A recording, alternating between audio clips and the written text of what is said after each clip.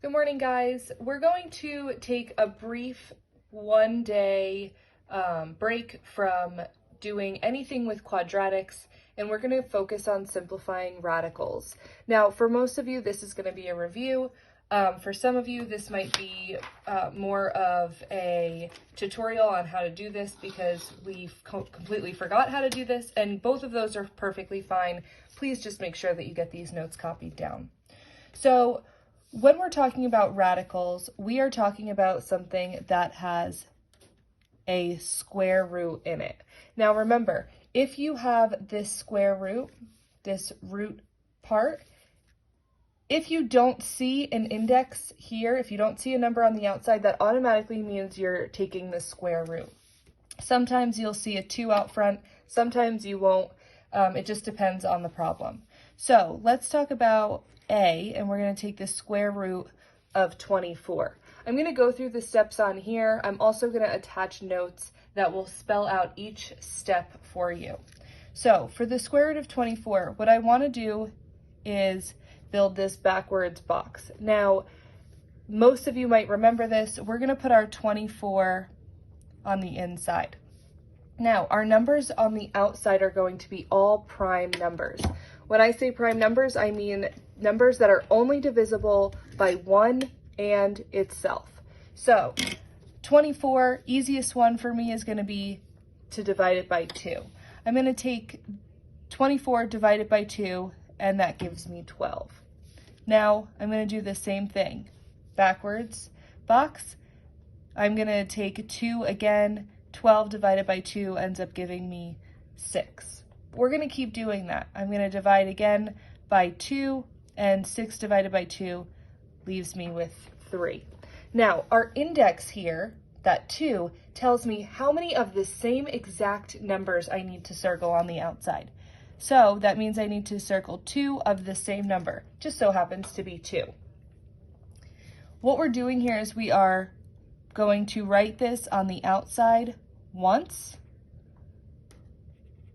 And since these are not the same number, we are going to multiply them together, and that goes on the inside. And this would be your final answer. The reason this is your final answer is because these numbers, if I were to rewrite this, we would have like 2 squared times 2 times 3. The square root of 2 squared is just 2. You can't take the square root of 2 or 3, which leaves us with 6, which is why we have to pull that pair to the outside. So let's take a look at another one. For B, I'm going to look at the square root of 50, okay? So with the square root of 50, we're going to draw our L, our box, and put 50 on the inside. Now, I always want to take prime numbers. It does not matter what order that we take these prime numbers. If somebody looks at this and is like, oh, well, 5 is a prime number, put that on the outside and keep going.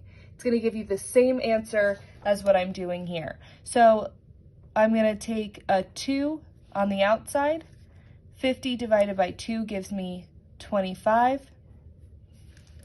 Now, 25, not divisible by 2, so I can't pick that number. Also not divisible by 3, that would be our next prime number. So now we're going to have to deal with 5. 25 divided by 5 gives me 5. Now, 5 is a prime number, so that tells me that I'm finished with the problem. Since I'm taking the square root, since there's no index, we're going to circle a pair of 5s. That goes on the outside written once. And my 2, since it's all by itself, has to stay on the inside. And then that is going to be our final answer. Now, like I was saying in the beginning, let's say I'm taking the square root of 50 and I say, all right, well, let's do 50 and let's start with 5 instead. If I start with 5, 50 divided by 5 gives me 10. Again, I can either divide it by 2 or 5. Let's divide it by 2 this time, and that gives me 5. See how there's 2 on the outside? That gives us 5 root 2. So it doesn't matter what order you do these numbers on the outside, it will always give you the same exact answer. Okay, now this is going to be our third example for C, and I'm going to give you the square root of 6. Now, we're looking at this number. I'm going to take my box and put 6 on the outside. I can divide this by 2, and that gives me 3. Since 3 is a prime number, and there are no pairs on the outside, this is already in simplest form. And you can't simplify it. So the square root of 6, completely done, and that would be your final answer. Now, you are going to get another page of notes, so make sure that you get both of these written down and turned into School Loop.